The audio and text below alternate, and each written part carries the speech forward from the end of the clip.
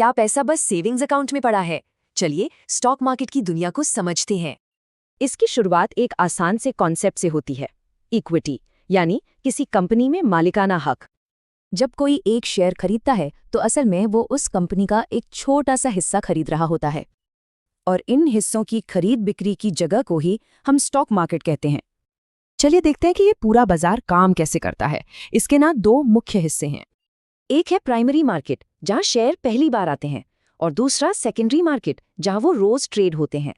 IPO के जरिए कोई भी कंपनी पहली बार आम लोगों को अपनी हिस्सेदारी बेचकर पैसा जुटाती है। और यही वो बाजार है जिसे हम सब जानते हैं, जहां निवेशक आपस में शेयर खरीदते बेचते हैं। पर इस पूरे सिस्टम को चलाता कौन है? इसमें कई अहम खिलाड़ी शामिल होते हैं। सबसे पहले हैं सेबी, जो इस खेल के रेफरी हैं। ये नियमों का ध्यान रखते हैं। फिर आते हैं एक्सचेंज, जैसे बीएसई और एनएसई। ये वो मैदान है जहां सारा एक्शन होता है। स्टॉक ब्रोकर हमारे एजेंट की तरह हैं, जो हमारे लिए एक्सचेंजों पर सौदे करते हैं। और डिपॉजिटरी एक डिजिटल लॉकर हैं, जहां खरीदे गए शेयर एकदम सुरक्षित रखे जाते हैं। ये सभी मिलकर एक ऐसा सिस्टम बनाते हैं जो भरोसेमंद भी है और असरदार भी।